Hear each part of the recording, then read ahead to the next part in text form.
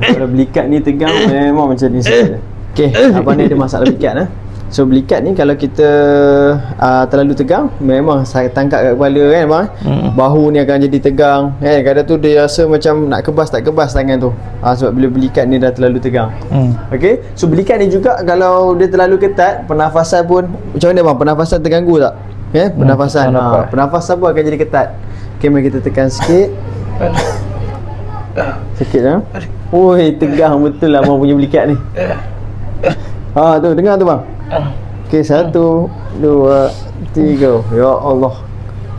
Keras tegang betul belikat abang ni.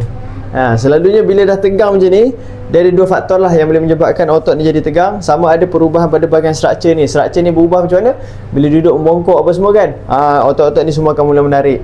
Ataupun disebabkan dipanggil stiffness, ketegangan tu hanya berlaku pada bahagian otot. So kalau siapa yang ada masalah belikat macam ni, kena dapatkan rawatan segera. Okey. Salah satu rawatan yang disediakan di Pusratu ni, kita ada menyediakan rawatan berkaitan dengan masalah belikat.